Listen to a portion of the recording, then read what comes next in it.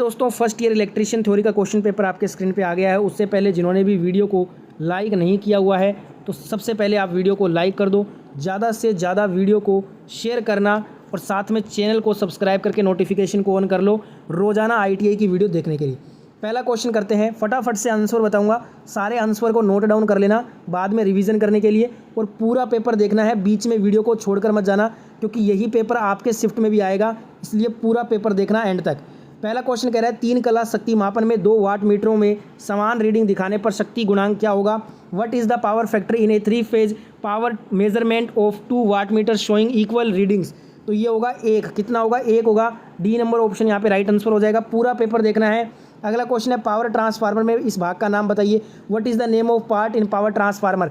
Power transformer में ये जो भाग है ना, इसको क्या बोलते हैं, इसको बोलते हैं बुखोल्ज रिले। क्या बोलते हैं, बुखोल्ज रिले बोलते हैं। ए नंबर ऑप्शन यहाँ पे राइट हो जाएगा। अगला क्वेश्चन है शुष्क सेल में धनात्मक इलेक्ट्रोड के रूप में क्या प्रयोग होता है। What is used as a positive electrode in a dry cell. Carbon का यूज होता है, किसका यूज, कार्बन का यूज होता है इसमें। Right answer option number A होगा इस क्वेश्चन का। पूरा पेपर याद करना है, एक भी क्वेश्चन छोड़ना नहीं है। अगला क्वेश्चन है एक आदर्श ट्रांसफार्मर में प्राथमिक वोल्टेज E1 V1 और माध्यमिक वोल्टेज E2 V2 के बीच का संबंध क्या होगा।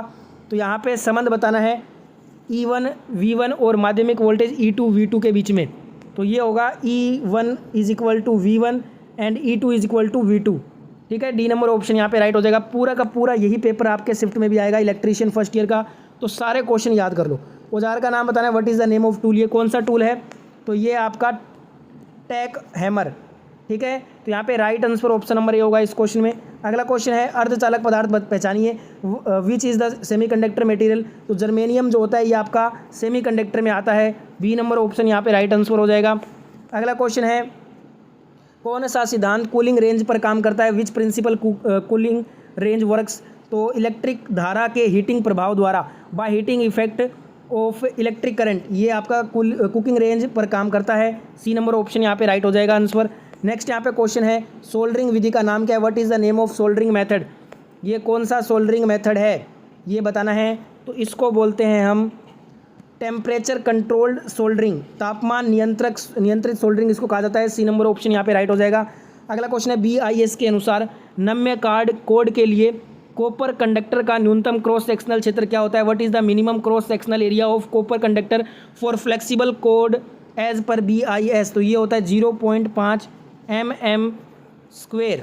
राइट आंसर हो जाएगा बी नंबर ऑप्शन इस क्वेश्चन का। अगला क्वेश्चन है what is the type of test in domestic wiring installation. घरेलू वायरिंग स्थापना में परीक्षण का ये प्रकार कौन सा है। तो ये घरेलू वायरिंग का कौन सा परीक्षण का प्रकार है, इसको बोलते हैं पोलरिटी टेस्ट, ध्रुवता की जांच करना। ए नंबर ऑप्शन यहाँ पे राइट हो जाएगा। अगला क्वेश्चन है पिंसर का उपयोग क्या होता है। What is the use of pincer. तो ये आपका लकड़ी में से पिन तथा कीले को निकालने के लिए यूज़ किया जाता है। डी नंबर ऑप्शन यहाँ पे राइट आंसर हो जाएगा। अगला क्वेश्चन है श्रेणी परिपथ का क्या उपयोग होता है। विच is the application of series circuit. Which is the application of series circuit. तो ये multiplier register of A voltmeter का मल्टीप्लायर प्रतिरोध। यहाँ पे डी नंबर ऑप्शन राइट हो जाएगा। पूरा का पूरा पेपर याद कर लो, बिल्कुल ये पेपर ही आपके शिफ्ट में पूछा जाएगा। अगला क्वेश्चन है ओम प्रति डिग्री सेंटीग्रेड में प्रतिरोध में परिवर्तन को क्या कहते हैं। इसको टेम्परेचर कोफिशिएंट, तापमान गुणांक कहा जाता है। बी नंबर ऑप्शन यहाँ पे राइट आंसर हो जाएगा। अगला क्वेश्चन है उपभोक्ता मुख्य बोर्ड में सेवा संयोजन आपूर्ति किस स्थान से जुड़ा होता है। Which location the service connection supply leads to be connected at consumer main board. तो ये जुड़ा होता है एनर्जी मीटर, ऊर्जा मापी से। सी नंबर ऑप्शन यहाँ पे राइट आंसर हो जाएगा। अगला क्वेश्चन है उपकरणों के लिए AC आपूर्ति प्रणाली में उदासीन पथ का कार्य क्या होता है। What is the function of natural path in AC supply system for appliances. तो ये होता है प्रोवाइड्स करंट रिटर्न पाथ, धारा वापसी पथ प्रदान ये करता है। सी नंबर ऑप्शन यहाँ पे राइट हो जाएगा। अगला क्वेश्चन है डिजिटल घड़ियों में सामान्यतः कौन सा सेल प्रयोग होता है। Which cell is most often use in digital watches. तो इसमें मरकरी पारा सेल यूज होता है। सी नंबर ऑप्शन यहाँ पे राइट आंसर होगा इस क्वेश्चन का। अगला क्वेश्चन है चमकदार प्रवाह की इकाई क्या होती है। What is the unit of luminous flux. Lumen होती है चमकदार प्रवाह की इकाई। सी नंबर ऑप्शन यहाँ पे राइट आंसर होगा। अगला क्वेश्चन है मापक यंत्रों पर लोडिंग प्रभाव का कारण कौन सा पैरामीटर होता है। Which parameter is the cause for loading effect on measuring instrument. तो ये होता है लो सेंसिटिविटी, कम संवेदनशीलता। डी नंबर ऑप्शन यहाँ पे राइट आंसर हो जाएगा इस क्वेश्चन में। अगला क्वेश्चन है, नए घरेलू वायरिंग स्थापना का परीक्षण करने के लिए किस उपकरण का प्रयोग करते हैं? मेगर का। किसका? मेगर का प्रयोग करते हैं। बी नंबर ऑप्शन यहाँ पे राइट आंसर हो जाएगा।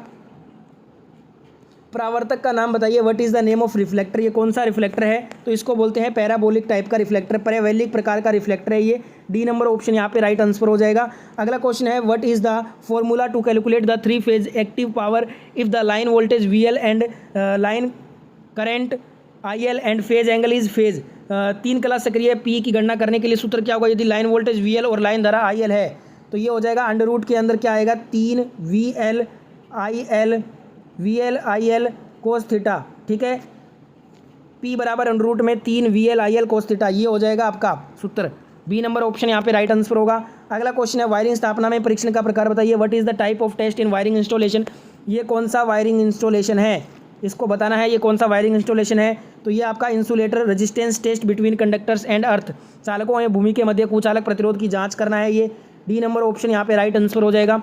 नेक्स्ट यहाँ पे क्वेश्चन है, सिस्टम अर्थिंग को किस वायरिंग स्थापना के लिए किया जाता है? Which wiring installation the system earthing is do be done?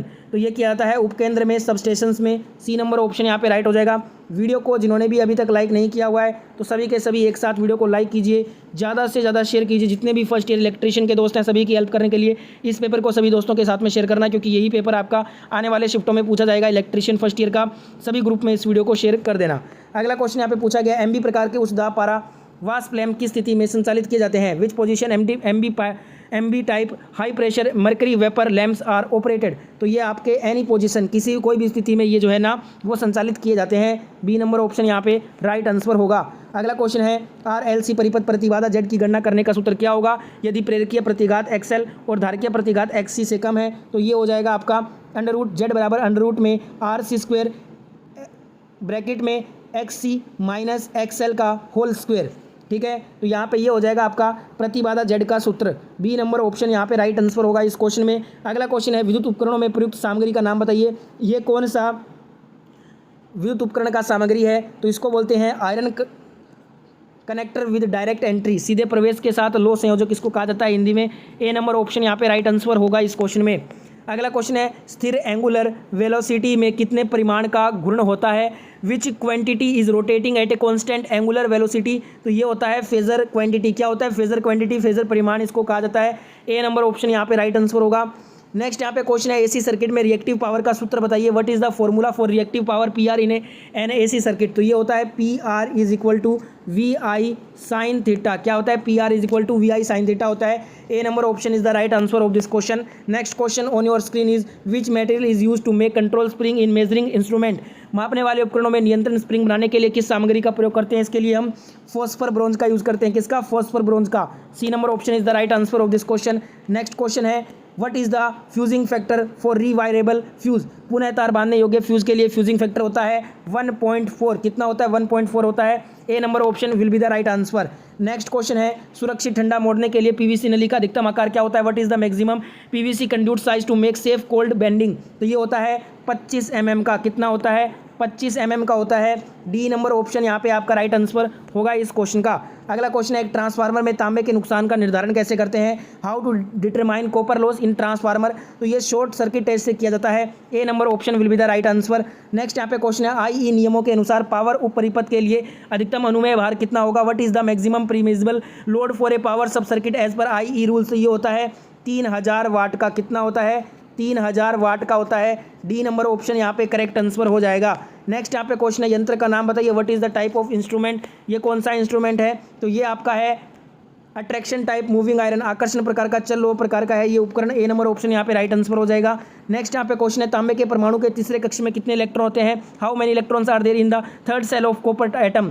देखिए वैसे तो तांबे के परमाणु में 29 इलेक्ट्रॉन होते हैं, पर यहाँ पे तीसरे कक्षा का पूछा है तो तीसरे कक्षा में केवल 18 इलेक्ट्रॉन होते हैं। ए नंबर ऑप्शन यहाँ पे राइट आंसर हो जाएगा। अगला क्वेश्चन है, SWG से तार का आकार मापने की परास क्या होती है? What is the possible range to measure the size of the wire in standard wire gauge SWG? इसमें होती है 0 से 36 mm तक।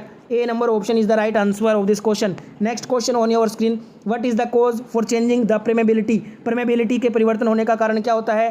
फ्लक्स डेंसिटी, फ्लक्स घनत्व होता है। C number option is the right answer. अगला क्वेश्चन है प्रतिरोधकता की इकाई क्या होती है? What is the unit of resistivity? Resistivity का इकाई जो होता है उसे हम बोलते हैं ओम मीटर। क्या बोलते हैं? ओम मीटर बोलते हैं। D number option will be the right answer. ये